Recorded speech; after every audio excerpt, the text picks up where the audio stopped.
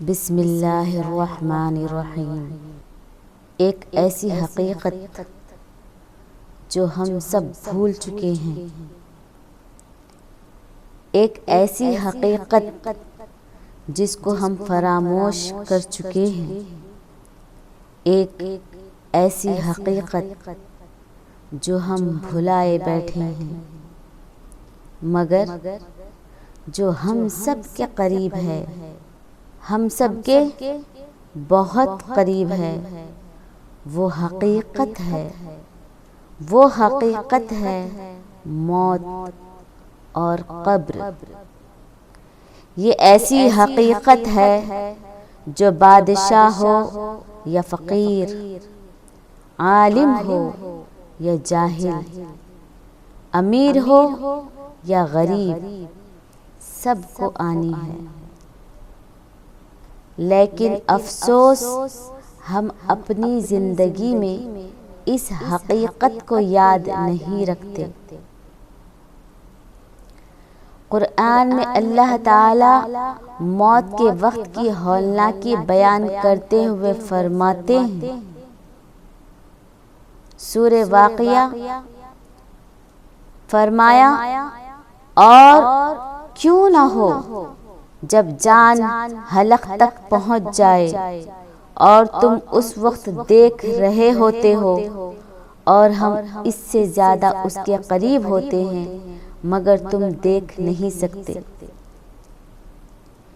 یہ وہ لمحہ ہوگا جب زبان بولنے سے قاصر ہو جائے گی، ہاتھ پاؤں بیکار ہو جائیں گے، آنکھیں بے بسی سے تک رہی ہوں گی، انسان کی دولت، عزت، رشتہ دار کوئی اس کے ساتھ نہیں ہوگا۔ نبی اکرم صلی اللہ علیہ وسلم نے فرمایا، موت کی سختیاں نوکدار کانٹوں کے مانند ہے جو زندہ زمین میں پیوست ہو اور ایک ایک کر کے نکالے جا رہے ہوں۔ یہ وہ تکلیف ہے جو دنیا کی کسی تکلیف سے زیادہ دردناک ہوگی۔ جب انسان کی روح قبض ہو جائے گی تو قبر کی منزل شروع ہو جائے گی۔ نبی صلی اللہ علیہ وسلم نے فرمایا، قبر یا تو جنت کے باغوں میں سے ایک باغ ہوگی یا جہنم کے گڑھوں میں سے ایک گڑھا ہوگی۔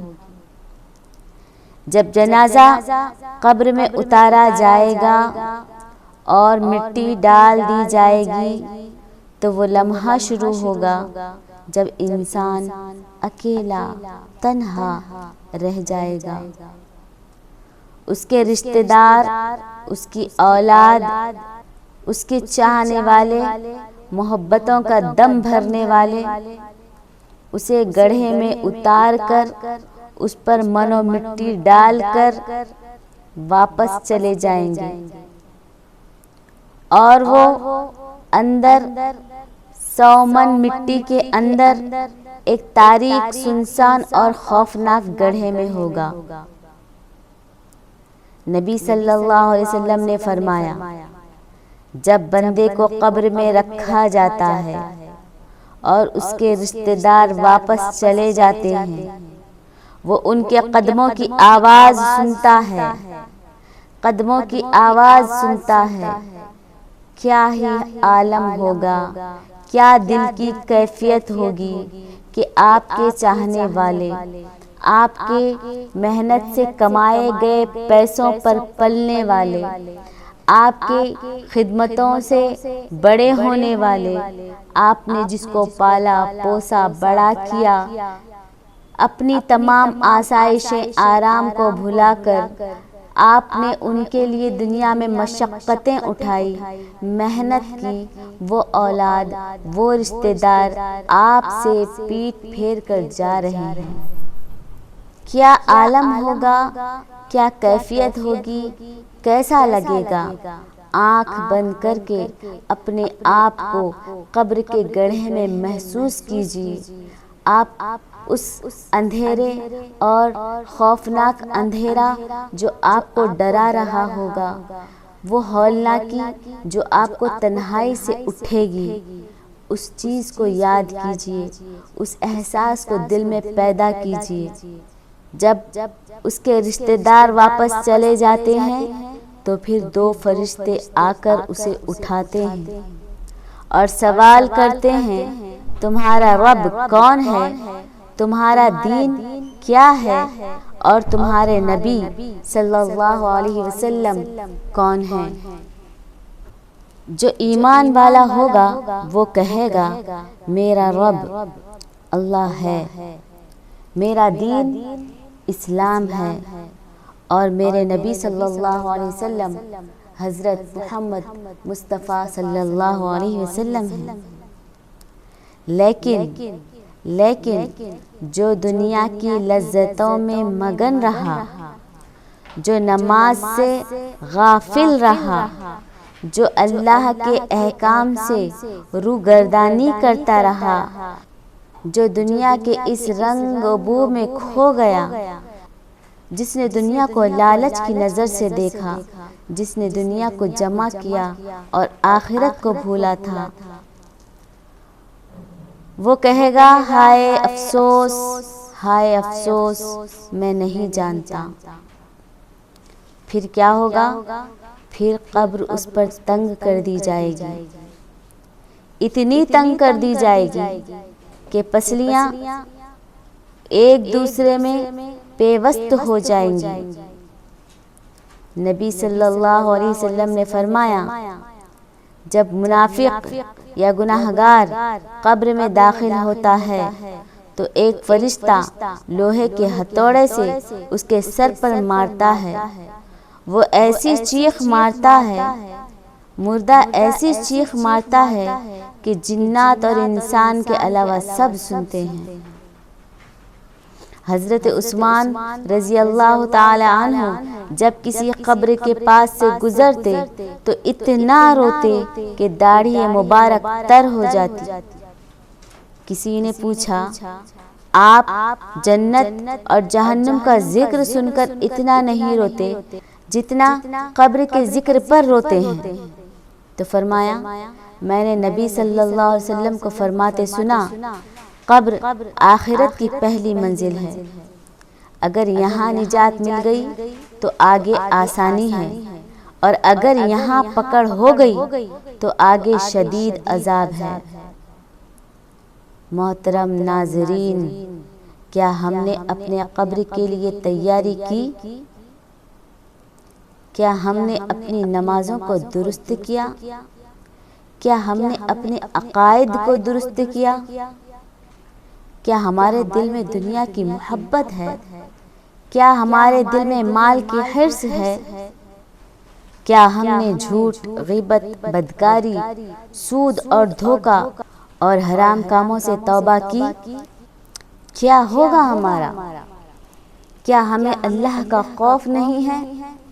کیا ہمیں ڈر نہیں لگتا اللہ کے عذاب سے؟ کیا ہم نہیں ڈرتے موت کی سختی سے؟ نبی صلی اللہ علیہ وسلم نے فرمایا کہ جب انسان دنیا سے رخصت ہوتا ہے تو اس کے لیے یا تو رحمت کے دروازے کھلتے ہیں یا پھر عذاب اور سختیوں کا سامنا کرنا پڑتا ہے۔ اللہ تبارک و تعالی نے مجرموں کی کیفیت کو بیان کیا، فرمایا اگر وہ جھٹلانے والوں میں سے ہیں تو کھولتے ہوئے پانی کی مہمان نوازی ہوگی اور دوزخ میں داخل کیا جائے گا۔ حضرت سعد بن معاذ رضی اللہ تعالی عنہ جو جلیل القدر صحابی تھے، جب ان کی تدفین ہوئی تو پیارے نبی صلی اللہ علیہ وسلم نے فرمایا، یہ وہ شخص ہے جس کے لیے اللہ کا عرش ہل گیا، جس کے جنازے میں 70,000 فرشتے آئے لیکن پھر بھی اسے قبر نے دبایا، پھر بھی اسے قبر نے دبایا، پھر بھی اسے قبر نے دبایا۔ اگر کوئی قبر کی تنگی سے بچ سکتا تو سعد بن معاذ بچ جاتے۔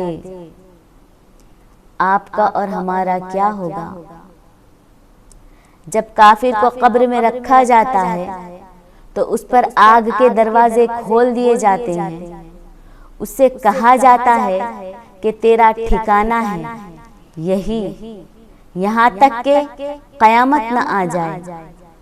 حدیث میں آتا ہے کہ جب برا انسان قبر میں داخل ہوتا ہے تو اس کے اعمال بدصورت شکل میں آ کر کہتے ہیں کہ میں تیرا برا عمل ہوں، میں تیرا برا عمل ہوں، اب تو ہمیشہ عذاب میں رہے گا۔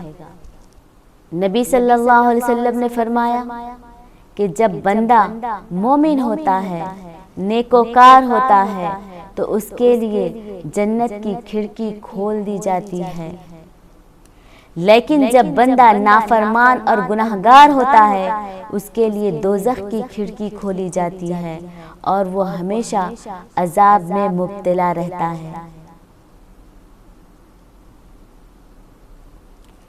موت کی سختیاں ناقابل برداشت ہوں گی اور قبر یا تو جنت کے باغوں میں سے ایک باغ ہوگی یا دوزخ کے گڑھوں میں سے ایک گڑھا۔ نیک اعمال قبر میں نور، سکون اور رحمت کا سبب بنیں گے، جبکہ برے اعمال ہولناک عذاب اور تاریکی اور تنہائی کا ذریعہ بنیں گے۔ ہم نے ابھی قبر کی تیاری نہیں کی، ہم تو بھول گئے تھے اس حقیقت کو، جو حقیقت ہمارے سامنے آنی ہے، جس حقیقت کا ہمیں سامنا کرنا ہے، ہم اس حقیقت کو بھلائے بیٹھے ہیں۔ ہماری خیر اسی میں ہے کہ ہم موت کو یاد رکھیں، قبر کے اس گڑھے کو یاد رکھیں جہاں صرف اور صرف ہمارے اچھے اور برے اعمال ہمارے ساتھ ہوں گے، نہ کہ ہماری اولاد، نہ روپیہ، نہ پیسہ، نہ مال، نہ جائیداد۔ اللہ تعالی ہمیں قبر کے عذاب سے بچائے، ہمیں نیک عمل کرنے کی توفیق دے اور ہماری آخرت کو سنوار دے۔ وما علینا الا البلاغ۔